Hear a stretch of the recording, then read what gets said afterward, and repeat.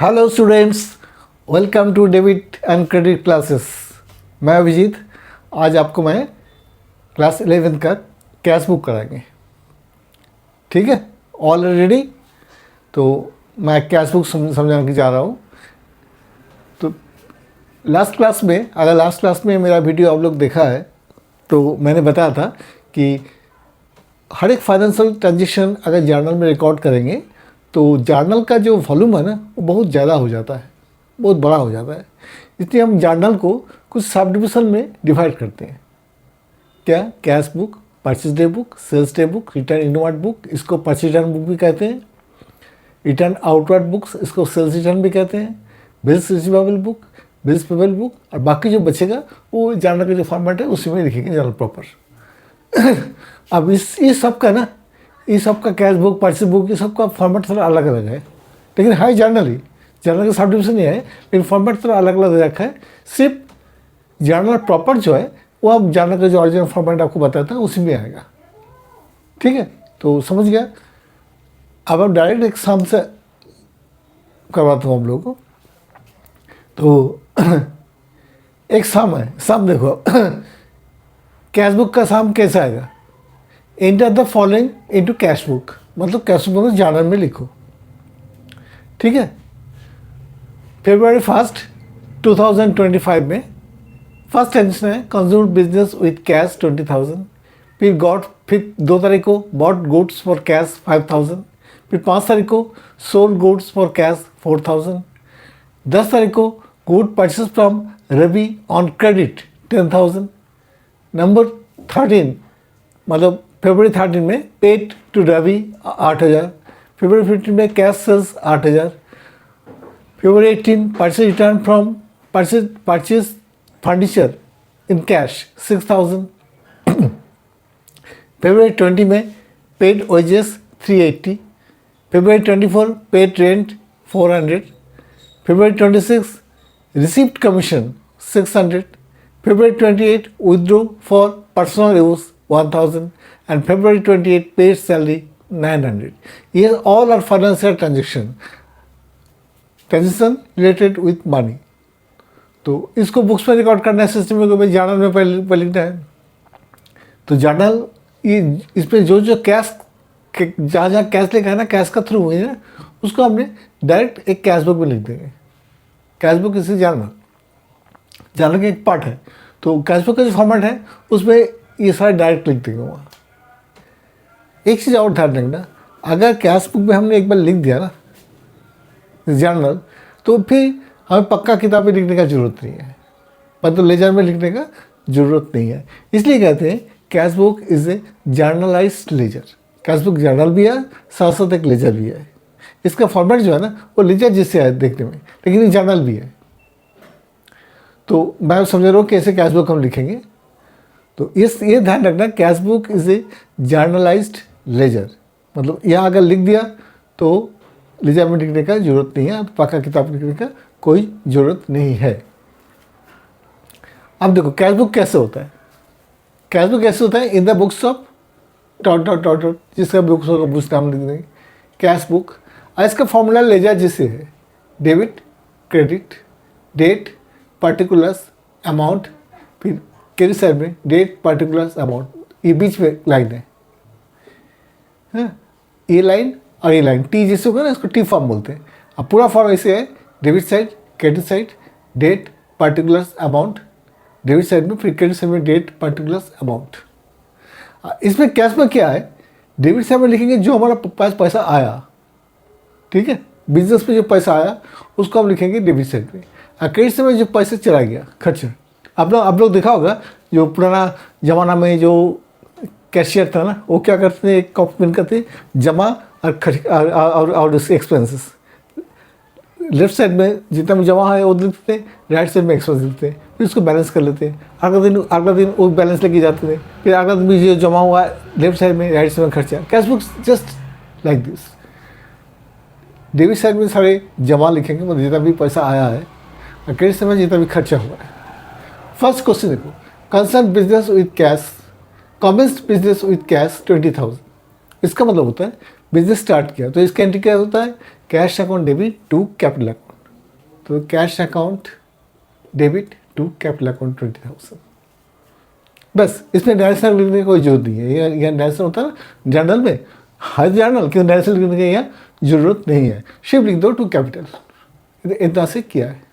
ठीक है, या कैश है ना, cash account debit to to capital account, इसलिए cash account debit to capital account आ गया, हो गया। जर्नल भी गया, लेजर भी हो गया, कच्चा किताब भी है, पक्का किताब भी है। दूसरा एंट्री क्या है, बॉट गुड्स फॉर कैश। मैंने बोला था जो गुड्स परचेज करते हैं ना, खरीदते हैं, उसको बोलते हैं परचेज, और गुड्स जब सेल करते हैं उसको बोलते हैं सेल।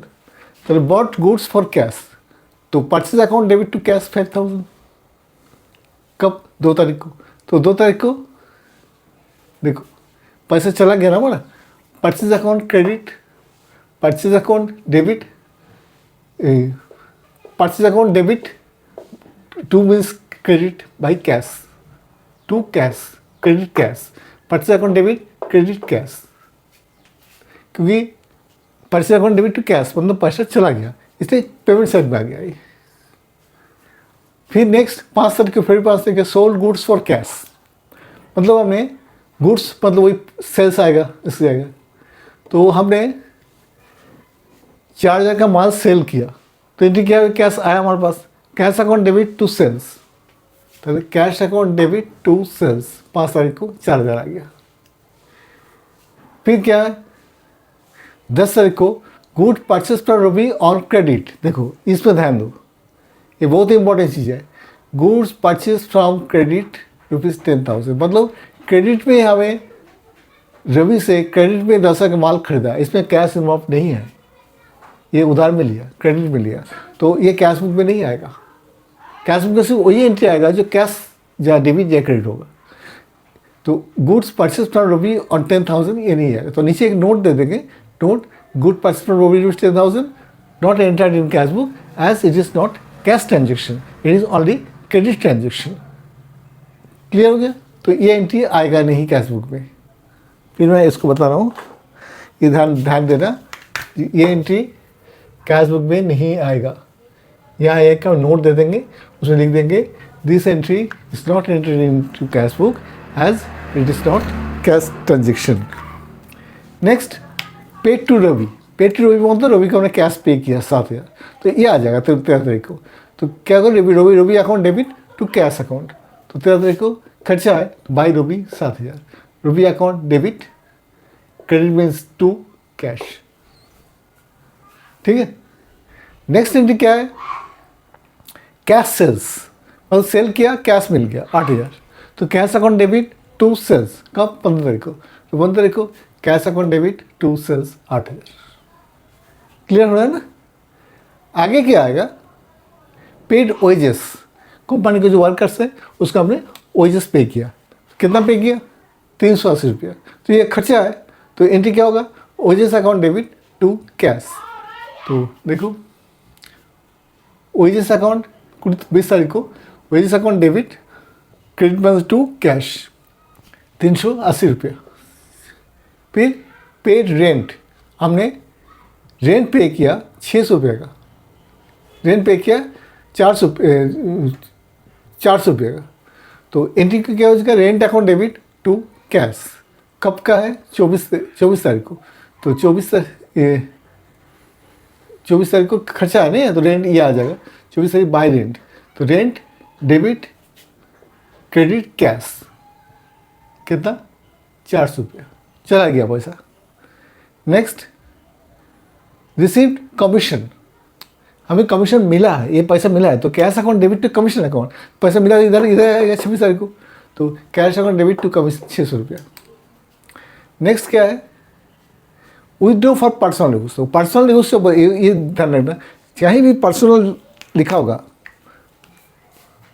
मतलब मालिक बिजनेस से पैसा उठा लिया पैसा, तो ये पैसा बिजनेस से चला गया, लेकिन मालिक का पर्सनल काम में आया, पर्सनल काम के लिए पैसा लेते हैं ना, तो उसको बोलते हैं ड्राइंग्स। तो ये पैसा चला गया, इधर आएगा 28 तारीख को, इधर देखो बाई ड्राइंग्स 1,000 रुपये, बाई ड्राइंग्स मतलब होता है मालिक अपना काम के लिए, पर्सनल यूज़ के लिए, तो याद रहेगा ना, पर्सनल चीज़ के लिए, पर्सनल यूज़ के लिए कोई भी पैसा लेते हैं तो उसको कहते हैं ड्राइंग्स। और पैसा इन्वेस्ट करते हैं उसको बोलते हैं कैपिटल। अब बिजनेस में पैसा आते हैं मालिक से तो कैपिटल हो जाता है। अब बिजनेस से मालिक पैसा ले लेते हैं तो वो हो जाता है ड्राइंग्स। नेक्स्ट, पेड सैलरीज 900, ये 28 तारीख को एक एंट्री आया और आ गया 22 सैलरी को। Salary account debit to cash, credit cash का salary account debit to cash होगा ना, सैलरी पे किया तो 900 रुपये 900 रुपये गया। अब देखो फरवरी का सारा ट्रांजेक्शन हमारा हो गया, तो हम क्या करेंगे, दोनों साइड टैली टोटल कर लेंगे। तो इधर खर्चा हमारा कितना होगा 32,600, इनकम कितना है 32,600 कर दी ज़बरदस्ती। लेकिन यहाँ इनकम हमारा 11,980 यहाँ लिखेंगे ना, तब जाके 32,600 होगा। सॉरी, इनकम हमारा है 32,600, खर्चा इनकम से खर्चा तो कम होगा ना, इनकम 32,600 है, खर्चा हमारा यहाँ 11,920 में हमारा कम हो रहा है। तो ये हमारे हाथ में पड़ा हुआ है, बैलेंस है कैश का। इतना हमारा इनकम हो गया, इतना हमारा खर्चा हो गया, दोनों का टोटल, इसका तो टोटल होगा 32,600। इसमें से ये खर्चा हम लेस कर देंगे ना, तो हमारा 11,920 में बैलेंस आ जाएगा। ये बैलेंस का मतलब होता है ये अभी कैश बॉक्स में पड़ा हुआ है, तो इसको हम लिखेंगे by balance CF, carry forward. कब? अगला दिन में। मतलब फरवरी के बाद मार्च आएगा, मार्च फर्स्ट में टू बैलेंस BF मतलब बॉट फॉरवर्ड, यहाँ से बॉट फॉरवर्ड हो गया 11,920। इसको बोलते हैं डेबिट बैलेंस, क्योंकि डेबिट साइड में है। आइडिया क्लियर हो गया? डेबिट साइड में है इसलिए डेबिट बैलेंस बोलेंगे। आप मार्च का जो खर्चा है फिर यहाँ आ जाएगा डेट वाइज, मार्च का कोई इनकम आती इधर आ जाएगा, फिर मार्च के बैलेंस करेंगे वो चले जाएंगे अप्रैल में, balance correct forward, balance brought forward, यह है कैश बुक। तो आप आपने दिया जो फाइनेंशियल ट्रांजेक्शन है उसको, जहाँ कैश लेटर है वो डायरेक्टली हम कैश बुक में लिखेंगे, ना कि इस जर्नल फॉर्मेट में, क्योंकि जर्नल का लोड कम करने के लिए, जर्नल का वॉल्यूम कम करने के लिए हमने कैश बुक खोल दिया। अगर कैश बुक खोल दिया तो हमें लेजर बढ़ाने का कोई ज़रूरत नहीं है, क्योंकि cash book is a journalized ledger. Cash book में लिख दिया इसका मतलब हमने लेजर में भी लिख दिया। तो ये आप लोग क्लियर हो गया।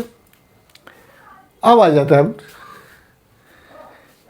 एक दूसरा, मैंने बोला था cash book.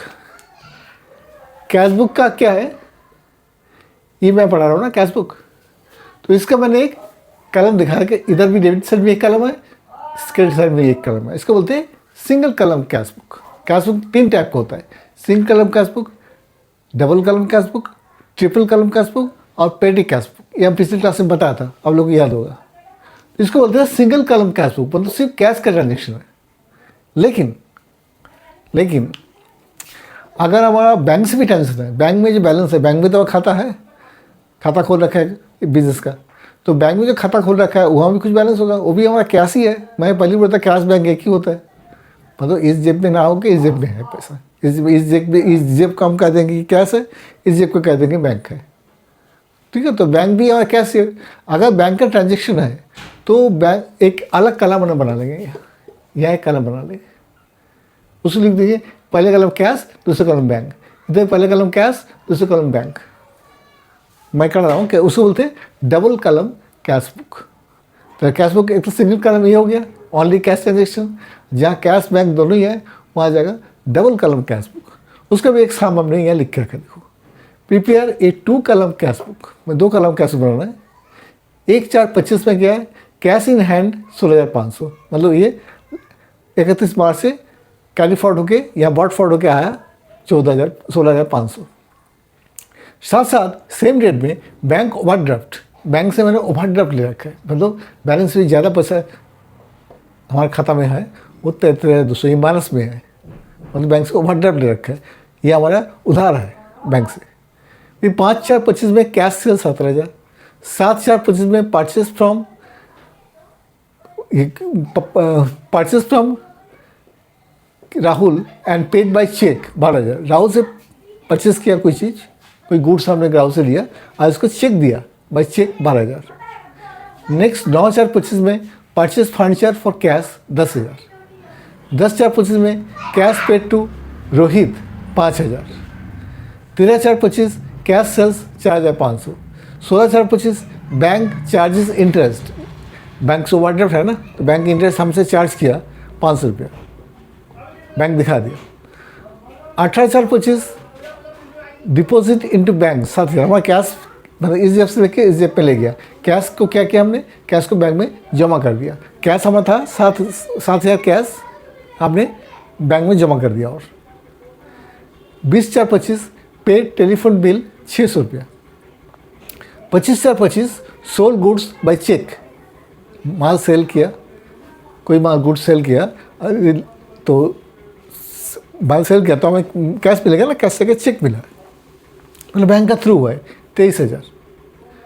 29,425 draw from business for personal use, ये पर्सनल यूज के लिए ड्रॉ किया 1,000 रुपया।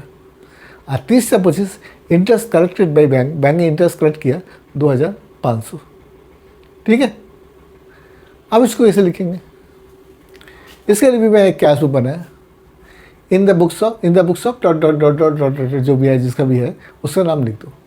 फिर कैश बुक, ये all are financial transaction related with money, तो ये इसमें जो कैश रिलेटेड है वो यहाँ आ जाएगा, जाना में लिखने का जरूरत नहीं है, डायरेक्ट कैश बुक में लिख देंगे। कैश बुक का फॉर्मेट सेम है, डेबिट क्रेडिट, बीच में से लाइन टी फॉर्म। डेबिट से हमें डेट पार्टिकुलर्स, एक लेजर फुल अमाउंट लिखते हैं अगर फुल है तो। कैश बैंक 2 कॉलम बना लिया, इधर भी डेट पार्टिकुलर्स और लेजर फुल अमाउंट बना लिया। कैश बैंक 2 हमने कॉलम बना लिया, 2 कॉलम। अब फर्स्ट एंट्री क्या है, 1,425 कैश इन हैंड 16,500, तो ये हमारा वॉट फॉरवर्ड है। तो टू बैलेंस वॉट फॉरवर्ड 16,500, ये मार्च से कैरी फॉरवर्ड होके आया। 31 मार्च कैरी फॉरवर्ड था, इस बार हो गया वॉट फॉरवर्ड। 16,500 हमारा कैश बॉक्स में पड़ा हुआ है। दूसरा क्या है, बैंक ओवरड्राफ्ट 13,200। अब बैंक से मैंने ओवरड्राफ्ट लिया, माइनस बैलेंस है तो इधर आ जाएगा भाई, बैलेंस भी नहीं, मैंने बैंक का जो बैलेंस है ना 13,200 माइनस उसमें है, इसलिए बैंक कलम में लिखा, कैश कलम में छोड़ दिया, बैंक कलम में लिखा, क्योंकि बैंक में हमारा माइनस बैलेंस है 13,200, इसलिए पेमेंट साइड में आया। और अगर प्लस पॉइंट होता है तो इधर to balance B D 16,500 cash, और बैंक का अगर होता तो यहाँ लिखते बैंक, बैंक नहीं है इसलिए बैंक डैश कर दिया। बैंक ओवरड्राफ्ट है इसलिए इधर लिखा बाई बैलेंस बी डी अप्रैल 1 को, कैश छोड़ दिया बैंक में लिख दिया था। ये ध्यान रखना पड़ेगा ये कौन सा कॉलम में जाएगा, चेक वाला बैंक वाला सब बैंक कॉलम में, और कैश वाला सिर्फ कैश कॉलम में। दूसरा एंट्री क्या है, कैश सेल्स 17,000 5/4 को, तो 5/4 को टू सेल्स 13,000, क्योंकि क्या एंट्री होगा, sale cash account debit to sales account, cash account debit to sales account 17,000। Next entry 7 तारीख को purchase goods from Rahul and paid by cheque 12,000। Rahul से गुड परचेस किया लेकिन पे किया उनको चेक से, तो पेमेंट साइड में आएगा, और पेमेंट से कौन सा कलम में आएगा, बैंक कलम में आएगा, क्योंकि हमने चेक से पे किया। तो ये होगा 7 तारीख को। 7 तारीख को बाई परचेस, मतलब गुड्स अगर परचेस होता है तो उसको परचेस अकाउंट लिखते हैं। तो बाई परचेस राहुल का नाम लिखने की जरूरत नहीं है, क्योंकि कैश से हो ना, कैश से थ्रू कुछ होता है नाम लिखने की जरूरत नहीं होता है, क्रेडिट होगा तभी हम नाम लिखते हैं। तो by purchase 12,000। Next cash paid to Rohit, Rohit का हमने 5,000 कैश पे किया। तो रोहित को 5,000 कैश अगर पे किया तो cash account debit, cash paid to Rohit तो खर्चा है ना बोला, तो बाई रोहित 10 तारीख को Rohit account debit to cash है, तो रोहित अकाउंट डेबिट टू मतलब क्रेडिट कैश, कितना अमाउंट 5,000। नेक्स्ट 16 तारीख को क्या होगा, बैंक चार्जेस इंटरेस्ट। अब बैंक जो ओवरड्राफ्ट दी थी ना उसके ऊपर इंटरेस्ट चार्ज किया, कितना अमाउंट, बैंक चार्जेस इंटरेस्ट 500, तो ये 500 रुपये हमने बैंक चार्ज किया इंटरेस्ट। तो उसके एंट्री क्या होगा, interest account debit to cash account, तो interest account debit to cash 500 रुपया हो गया। ठीक है, क्योंकि ओवरड्राफ्ट को बैंक चार्ज करेगा तो उसको हमें देना पड़ता है, हमारा खर्चा है ना, तो वहाँ तो ओवरड्राफ्ट और बढ़ गया, पहले तो 200 500 और बढ़ गया, इंटरेस्ट बैंक काट दिया। इसके बाद हमारा क्या होगा, डिपॉजिट इनटू बैंक ये एंट्री बहुत इंपॉर्टेंट है। Deposit into bank means cash deposited into bank, मतलब इस जेब से लेके इस जेब में डाला है, तो इसको बोलते हैं, ध्यान रखना, कॉन्ट्रा एंट्री। हमारा तो एक ही बुक है कैश बैंक, मतलब कैश चला गया और बैंक में जमा हो गया। तो अगर इस टाइप का कॉन्ट्रा एंट्री है तो उसको लिखेंगे, उसकी एंट्री होगा bank account debit to cash account. Cash चला गया, अब बैंक को डेबिट क्यों किया? क्योंकि बैंक में पैसा आया है। तो cash account debit to bank लिखेंगे यहाँ 7,000 रुपया। 7,000 रुपया बैंक हमारा बैंक में जमा हो गया। Bank account debit to cash, ये जमा साइड है ना क्रेडिट साइड से, bank account debit to cash, तो बैंक में जमा हो गया 7,000। तो यहाँ लिखिए टू कैश, बैंक में लिखिए बैंक नहीं टू कैश, क्योंकि एंट्री होता है bank account debit to cash account. और ये कॉन्ट्रा है इसलिए लेजर फ्लो का जो अकाउंट है ना, यहाँ पर सी लिख देंगे। सी मीन्स कॉन्ट्रा, एक जेब से लेके हर जेब में गया। एंट्री क्या है? Bank account debit to cash, तो इसका बैंक मानो bank account debit to cash 7,000। और साथ साथ आपको इधर भी एंट्री करना पड़ेगा। इधर बैंक में पैसा आ गया, कैश चला भी गया ना, तो अर्थात देखो by bank, bank account debit to cash ना, तो bank account debit to cash. चल ये कैश बुक बैंक बुक भी है ये। तो पहली एंट्री हुआ bank account debit to cash 7,000। और दूसरा एंट्री है बैंक कॉलम में आ गया, जमा हो गया, अब कैश निकल गया। Cash account debit, bank account debit to cash, तो bank account debit to cash 7,000 cash column में आ गया। यहाँ भी सी लिख दिए कॉन्ट्रा। तो ये दोनों कॉन्ट्रा हो गया, बैंक में जमा हो गया, कैश चला गया। यहाँ लिखेंगे टू कैश या बाय बैंक। क्लियर? इसको बोलते हैं कॉन्ट्रा एंट्री। कॉन्ट्रा एंट्री दो इलेजा का फलो जो कॉलम है इसमें सी लिखेंगे, इसमें सी लिखेंगे, ये हो गया Contra. Next paid telephone bill 23,000 यानी 20 तारीख को पे किया। तो 20 तारीख को देखो बाई टेलीफोन, हाँ हमने पे कर दिया 1,000 रुपया, ये 600 रुपया, 600 टेलीफोन पे कर दिया। फिर 17 तारीख को 29 तारीख को draw from business for personal, उसको तो पता है पर्सनल पर ड्राइंग हो जाएगा, तो बाई ड्राइंग्स 29 तारीख को 1,000 रुपया। Interest collected by bank, bank ने इंटरेस्ट कलेक्ट किया 2,500, मतलब बैंक ने इंटरेस्ट कलेक्ट किया, मतलब बैंक ने जमा किया। तो to interest, cash account debit to interest, एक बैंक अकाउंट डेबिट बैंक लिखा है ना बाई बैंक, तो bank account debit to interest account, तो इंटरेस्ट में to into bank account debit to interest. तो इंटरेस्ट कलर में बैंक कलर में आपको 2,500 आ जाएगा। बैंक कलर में क्यों आया? क्योंकि बैंक डायरेक्टली कलेक्ट के किसी से इंटरेस्ट आया है, फीस डिपॉजिट या किसी बैंक अपना आपको जमा दिखा दिया, तो आपको भी दिखाना पड़ेगा जमा। ठीक है, तो अब हम इसको जैसे क्या इस पर किया था इसमें बैलेंसिंग कर लेंगे। ये रिसीव साइड है और ये है पेमेंट साइड। और जो बैलेंस बच गया ना, दोनों से हमने टैली कर दिया। ये जो बैलेंस बचेगा वो 15,000 और 6,200, ये बैलेंस कैरेट फॉरवर्ड हो जाएगा। अगला दिन तो मई फर्स्ट में ये बॉट फॉरवर्ड हो जाएगा, कैश पे यहाँ 15,000 और बैंक में है 6,200। तो फर्स्ट मई को हमारा क्या हो गया सिस्टम कि दोनों में हमारा पॉजिटिव बैलेंस है। कैश बॉक्स पे 15,000 पड़ा हुआ है, बैंक में 6,200 है। लेकिन 1 अप्रैल ऐसा नहीं था। 1 अप्रैल कैश में 10,000 था, 10,000 पास था, लेकिन बैंक में ओवरड्राफ्ट था क्रेडिट साइड में।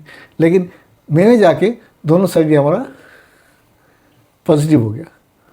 क्योंकि इसलिए पॉजिटिव हुआ, काफ़ी पैसा बैंक में आ गया। क्लियर? तो ये हो गया आपका डबल कलम कैश बुक। सिंगल कलम में ओनली कैश एंट्री, डबल कलम में 2 कलम बनाए थे, एक कैश का एक बैंक का। एक और होता है ट्रिपल कलम कैश बुक। अब ट्रिपल कलम कैश बुक क्या होता है? ट्रिपल कलम कैश बुक होता है, इसके लिए 2 एंट्री होता है।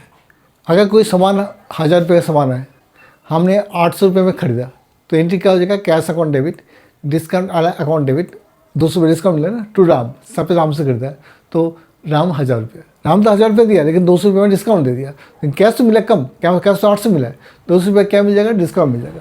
तो इस डिस्काउंट को बोलते हैं discount allowed. Discount cash account debit, discount allowed debit, किसको हम डिस्काउंट दिया, किसी को डिस्काउंट दिया तो डिस्काउंट अलाउड, और किसी डिस्काउंट मिला तो डिस्काउंट रिसिप्ट। तो फर्स्ट एंट्री क्या हो जाएगा?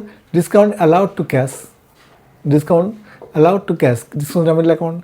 और दूसरा हो गया डिस्काउंट मिला है तो X account debit to discount receipt account, मतलब डिस्काउंट मिला है। तो अगर डिस्काउंट है तो एक कलम और यहाँ बना लेंगे, उसका नाम देंगे डिस्काउंट। और डिस्काउंट अलाउड है, किसी को हम पे किया तो इधर आ जाएगा पेमेंट। डिस्काउंट रिसिप्ट है तो इधर देखो, सिर्फ डिस्काउंट ही आते हैं उसमें और कुछ नहीं आते। तो डिस्काउंट अलाउड इधर आ जाएगा, डिस्काउंट रिसिप्ट इधर हो जाएगा। एक देखिए अलग कलम बनाना पड़ेगा। तो इसी से 2 कलम है, उसका 3 कलम हो जाएगा, 1 2 3, 1 2 3। डिस्काउंट कैशबैक, डिस्काउंट कैशबैक, इधर डिस्काउंट अलाउड, इधर डिस्काउंट रिसिप्ट। ये है आपका कैशबुक का मेन चीज़। कैशबुक में एक चीज़ और होता है, पेटी कैशबुक। पेटी कैशबुक होता है। तो पेटी कैशबुक में वो क्या होता है पेटी कैशबुक, जैसे कोई बड़ा बिजनेस है, वहाँ ट्रांजेक्शन बहुत ज़्यादा है, तो जो मेन कैशियर है ना, उसको सबको पेमेंट करने में बहुत टाइम लग जाता है। बड़ा बड़ा पेमेंट करते हैं, कभी 5,000, कभी 1 लाख, कभी 10 लाख, कभी 50,000, कभी 25,000। तो छोटा सा जो पेमेंट होता है ना, जैसे किसी को कन्वेंस देना है 20 रुपया, एक पेन खरीदना है, किसी ने एक पेन खरीद कर लाया है, उसका प्राइस है 10 रुपया, कॉपी 70 रुपया। तो ये छोटा सा जो पेमेंट है, ये सब मेन कैसे को हेडेक हो जाता है, भाई ये इतना हिसाब नहीं रख सकते, छोटे से पेमेंट लेके आ रहा हूँ। हाँ, तो वो क्या करते हैं, उनके पास जो कैशियर है ना, जैसे 15,500 है, इसमें सर 5,000 उन्होंने एक छोटा कैशियर को दे दिया कि तुम 5,000 रख लो, तुम इसमें से जितना छोटा खर्चा है खर्चा करते जाओ। सपोज इससे तुम्हारा 3,000 खर्चा हो गया, तो छोटा कैशियर के पास बैलेंस कितना रहेगा, 5,000 उनको मिला है हेड कैशियर से, और 3,000 उनको खर्चा हो गया। तो जो खर्चा, तो उनके पास 3,000 खर्चा हो गया, तो उनके पास कितना बचा, 2,000। तो एंड ऑफ द डे उन्होंने हेड कैशियर के पास जाकर बोले, भाई ये लो हिसाब आपने 5,000 में दिए थे, इसमें से ये खाते में 3,000 खर्चा हो गया, 2,000 हमारा पैसा बचा हुआ है। तो 2,000, तो वो जो 3,000 खर्चा हुआ ना, वो हेड कैशियर फिर उनको दे देते, ले भाई 3,000 खर्चा हुआ, 3,000 ले ले। तो अगला दिन उनको बैलेंस फिर 2,000 उनके पास आए, फिर 3,000 हेड कैशियर से मिल गया, 5 हो जाएगा, फिर वो खर्चा करते रहेंगे। अगला दिन सपोज उनको 1,000 खर्चा हुआ, फिर शाम को जाके हेड कैशियर को बोलेंगे, सर 5,000 में से 1,000 खर्चा हो गया, हमारे पास 4,000 है। फिर कैसे बोलेंगे 1,000 खर्चा हो गया ना, ये ले 1,000। फिर नेक्स्ट ईयर के पास फिर 5,000 हो गया, ऐसे चलते रहते हैं। उसको बोलते हैं पेटी कैश बुक। अब पेटी कैश बुक के लिए फॉर्मेट थोड़ा अलग होता है। अब क्या है, अब आपको समझेंगे हम पेटी कैश बुक।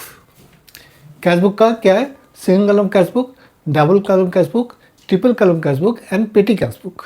पेटी कैश बुक मैं आपको समझाया, तो इसका फॉर्मेट इस टाइप का होता है, calculate total receipt, date, particulars, folio number, total payments, wages, conveyance, cartage, stationery, miscellaneous, जितना भी खर्चा होगा ये कौन मेंटेन करेगा, छोटा कैशियर। छोटा कैशियर ये बुक्स मेंटेन करते हैं कि उन्हें क्या क्या खर्चा दिया। हमारे यहाँ है wages, conveyance, cartage, stationery, miscellaneous expensive, और भी हो सकता है पोस्टेज, टेलीफोन, जितना होगा उतना कॉलम बना देंगे छोटा कैशियर के पास। अब उन्होंने क्या किया, देखो पहले उन्होंने 2025 में 1 मई को 10,000 रुपये बड़े कैशियर से मिला है। बड़े कैशियर बोला ये 10,000 तुम रख लो, इससे तुम खर्चा करो। तो टू कैश इतना, तो टू कैश उसके पास कितना पैसा है, 10,000 रुपया है। ये लेफ्ट साइड में लिखेंगे, डेबिट कार्ड यहाँ नहीं लिखेंगे, यहाँ लिखेंगे टू कैश, लेफ्ट साइड में 10,000। अभी 10,000 के अगेंस्ट में उन्होंने क्या क्या खर्चा किया। 3 तारीख को उन्हें स्टेशनरी परचेस किया 500 रुपया, तो 500 रुपया स्टेशनरी टोटल पेमेंट से ये स्टेशनरी के कॉलम बनाया, वही 500 लिख दो। 500 टोटल खर्चा किया, 21 पैसे में स्टेशनरी 500 रुपया। फिर 6 तारीख को उन्होंने ओजेस पे किया, कितना, 500 रुपये का, तो 500 रुपये टोटल में लिख दो, ओजेस में लिख दो, ओजेस। 7 तारीख को उन्होंने शॉप परचेस किया 200 रुपये का, तो टोटल पेमेंट में 200 आ गया। अब शॉप मिसलेनियस में लिख दिया, शॉप कितना कम खोलेंगे, मिसलेनियस में डाल दिया 200 रुपया। फिर 9 तारीख को उन्होंने किसी को कन्वेंस दिया 500 रुपया, तो 500 रुपया टोटल पेमेंट आ गया, अब 500 उनका कन्वेंस पे आ गया। फिर 11 तारीख को उन्होंने कार्टेज पे किया 200 रुपया, तो टोटल पेमेंट में 200 आ गया, कार्टेज में 200 आ गया। अब उन पास से इतना ही आए during the month of May, तो मई का 1 तारीख से लेके 31 तारीख तक कितने खर्चे आए। तो उन्होंने देखा कि उनका टोटल खर्चा होगा, टोटल ऐड कर लेंगे 1,900। किस बेसिस में, ओजेस है 500, कन्वेंस है 500, कार्टेज 200, स्टेशनरी 500 और मिसलेनियस 200, सबका टोटल करेंगे तो 1,900 आते हैं। 1,900 का खर्चा हो गया। तो 1 जून मतलब अगला दिन ना, तो आपने क्या है, इसको बैलेंस कर लेंगे। मतलब 10,000 मिला था उनको, 10 से 10 से टैली कर देंगे तो उनको 8,100 बैलेंस बच जाएगा। 1,900 खर्चा हुआ ना, तो उनके पास अभी भी 8,100 रुपया है। कैसे ऐसे फर्स्ट में को 10 मिला था, 1,900 खर्चा कर दिया, तो बैलेंस कैरेट फॉरवर्ड कितना हो गया 8,100 रुपया। 8,100 रुपया अभी उनके पास है। ये उन्होंने अगला दिन लेके जाएंगे, मतलब जून फास्ट को, मई का खर्चा कर जून फास्ट को जाएंगे, 8,100 उन्होंने दिखा देंगे कि उनके पास पैसा है, बैलेंस बॉट फॉरवर्ड। अब कैसे बोलेंगे भाई तुम और भी 1,900 जो खर्चा हुआ ना वो ले लो, तो ये आ जाएगा टू कैश फर्स्ट जून में 1,900, तो फिर 10,000 हो जाएगा। फिर जून में जितना ज़्यादा खर्चा आएगा ऐसा कर लिखती जाएगी। ये हो गया पेटी कैश का, मतलब हर मंथ और हर दिन, एंड ऑफ द डे या एंड ऑफ द मंथ, या मैंने एंड ऑफ द मंथ कर दिया, हाँ एंड ऑफ द डे भी हो सकता है। हेड कैशियर से एक पैसा ले लेंगे, उसके अगेंस्ट में जो हेड कैशियर के पैसे लेंगे तो 2 लिखेंगे, 2 कैश, बाकी सब बाई है। जब उन्हें खर्चा करते रहेंगे बाई बाई बाई बाई करके, क्योंकि देखो 500 एक टोटल कर बनाएंगे, एक कितना हेड बनाएंगे वो डिपेंड करते हैं आपको क्वेश्चन में क्या क्या आपको हेड दे रखा है। हमारे पास ये 1 2 3 4 5 हेड में खोल दिया, बाकी हमने यह सब बिजनेस में डाल दिया। आपको बस और भी हेड है, टेलीफोन का है, या हो गया आपको पोस्टेज है, बहुत सारे हेड हो सकते हैं, वो आप अगर है तो डाल दे रहे। ऐसे करके एंड ऑफ द मंथ और एंड ऑफ द डे जो भी है हम इसको बैलेंस निकाल लेंगे। ये बैलेंस इस बैलेंस से टैली होगा, क्योंकि ये टोटल है, ये उसका वाइफिकेशन है। और जितना बच गया वो हेड को बैलेंस CF हो जाएगा। बैलेंस CF होगा मतलब हेड कैशियर हमारे पास इतना पैसा पड़ा हुआ है, तो हेड कैशियर से 10 से टैली कर देंगे। अगला दिन मतलब जून फर्स्ट में हम अगर नेक्स्ट डे है तो May 2 हो जाएगा, अगर नेक्स्ट मंथ है तो जून, हमारे मंथ वाइज है तो नेक्स्ट मंथ में जून फर्स्ट में बैलेंस BF 8,100 ट्रांसफ़र हो गया। तो ये है पेटी कैश बुक। तो आप लोग को अभी कैश बुक प्रैक्टिस करना पड़ेगा। तो नेक्स्ट क्लास में देखते हैं, हम कैश बुक भी और प्रैक्टिस करा देगा, इसके बाद हम नेक्स्ट चैप्टर में चले जाऊँगा। तो प्रैक्टिस करना कैसे लगा क्लास, ठीक लगा? मेहनत तो करने पड़ेगा भाई। देखो उतना तो साइंस जैसा उतना मुश्किल नहीं है, फॉर्मूला नहीं है, थोड़ा बहुत तो करना पड़ेगा प्रैक्टिस। जितना प्रैक्टिस करोगे उतने आप लोगों के लिए अच्छा है, उतने आगे बढ़ोगे। कि प्रैक्टिस बिना कोई काम नहीं होता। आप लग रहा है कि भैया तो एग्ज़ाम में हो जाए, कर देंगे, कर नहीं पाओगे। घर में अगर प्रैक्टिस नहीं करो तो एग्ज़ाम में भी कर नहीं पाओगे। घर में आपको प्रैक्टिस एंड प्रैक्टिस, इसके बिना आपको रास्ता नहीं है। तो प्रैक्टिस आपको करना पड़ेगा। कोई प्रॉब्लम हो रहा है तो कमेंट सेक्शन में मेरे को बताओ कि यहाँ प्रॉब्लम हो रहा है या नहीं हो रहा है, कंटेंट समझ में नहीं आ रहा है या क्या समझ में नहीं आ रहा है, वो मेरे को बताना, ठीक है? तो चलते हैं आज, तो एक सब्सक्राइब कर देना। Thank you.